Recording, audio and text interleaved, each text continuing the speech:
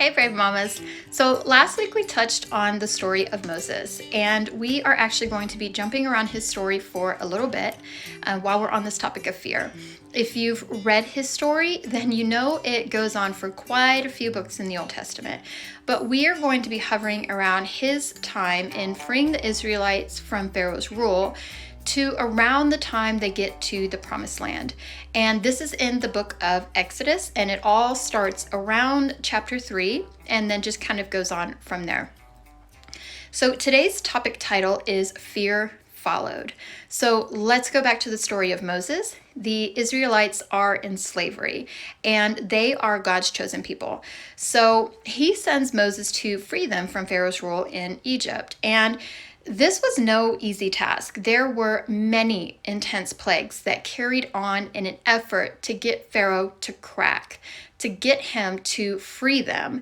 And it looked like Pharaoh was never going to do that. But then he finally does. He lets them go. I can just imagine the amount of excitement, the amount of relief that they felt, the celebration as they pack up from 400 years of slavery. So they set off to leave Egypt and enjoy their new freedom. But they kind of get to what looks like a dead end. They have the Red Sea on one side of them, and on the other side is Pharaoh's entire army, chariots and horsemen just coming full force to attack them. Fear followed them. The Israelites have no weapons. They have no training. They have no way to stand against the army that is coming towards them, and they have nowhere to flee. They panic as fear comes running after them. Now, we know in the story that God pulls off a miracle just when they are fear-filled, convinced that there is no way. God makes a way.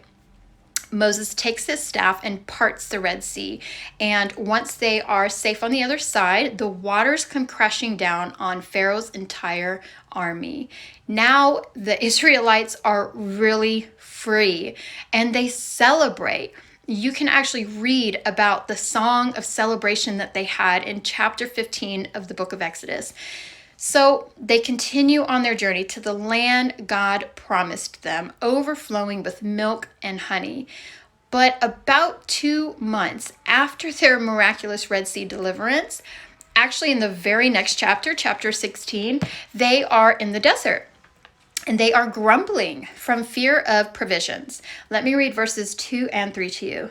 In the desert, the whole community grumbled against Moses and Aaron.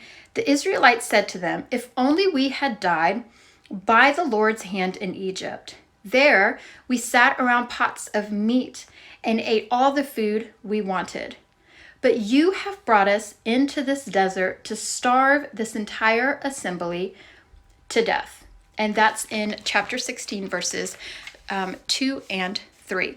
So they don't get very far until fear is just coming at them again. Fear of provisions, fear of being able to eat. And rightfully so, because this is a large group of people. It's 6,000 people. And especially in desert conditions, you can imagine the steep challenges of food and water. And just how scary that must have been. Again, fear had followed them, making them think it was over, making them think it was not possible for them to survive the conditions that they were in. But God rains down bread from heaven. He cracks rocks for streams of water to come gushing out. Again, he makes a way. So after 40 years of wandering through the wilderness, they finally make it to the Promised Land. What a relief. They should be celebrating. But instead, they are afraid. Fear followed them again. There is a powerful people living in their Promised Land with fortified cities, much too large for them to conquer. They make remarks about how it would have been better to have died in the wilderness or just go back to Egypt, back to a place of slavery. As the Israelites went about their journey, fear just followed them from place to place to place. Brave Mama, do you ever feel like fear is just following you around, waiting for the perfect opportunity to intimidate you, to discourage you, to distract you, to derail you from your mission or your purpose? You get somewhere in life where you start to feel good. Things are moving. You want to celebrate. You're feeling hopeful. Then a fear comes along and threatens to shake you from the inside out, to steal your joy and kill your faith. Well, that's kind of what it does. Scripture says that the enemy prowls around just looking for an opportunity to overcome and discourage us, a chance to frazzle us with fear. Mama, I want to be really honest with you for a second. The enemy is really good at instilling fear. He really is. Evil is real. The threats are real. The things he uses to scare me with can actually happen. Just like the Israelites being up against the Red Sea, that situation was real. It was extremely possible for them to have been taken out by Pharaoh's army. This is what makes the enemy's fear tactics so effective on me. But however possible those situations are, we have to remember that we serve a God who does impossible things. We serve a God who is a way maker, who performs signs and wonders and miracles for his people. And just like he showed up faithfully to prove fear a liar for the Israelites, he will for me, and he will for my kids, and he will for your family as well. So real quick, in the book of Matthew, chapter 16, verse 23, I love this scripture because Jesus shows us Satan's rightful place when he says this: "Get behind me." I don't know what fears you face right now, whether it be illness, death, bankruptcy, job loss, divorce, weariness, depression. But in all areas of life, no matter how real, no matter how possible the threat, Satan's place is behind you. Brave mamas, let's not turn around and get distracted by the noise he's making behind us. But instead, let's fix our eyes on the one who goes before us. Because in front of us are an abundance of God's gifts: peace, joy, comfort, security, hope, and confidence. So I'd love to leave you with a Brave Mom challenge.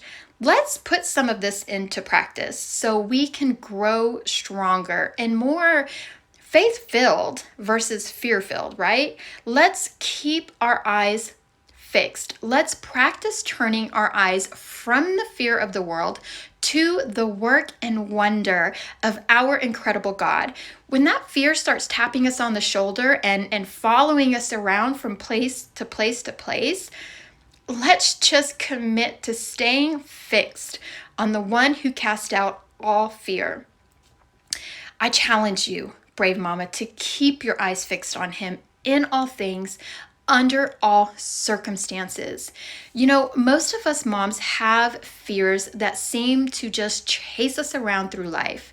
If you know a mom who would be encouraged by this word, would you just share it with her? And if you want to get more connected with our Brave Mom community, you can actually do that on Facebook. We have a group and it is called Brave Moms. So that's all for today. Until next week, mamas, be brave.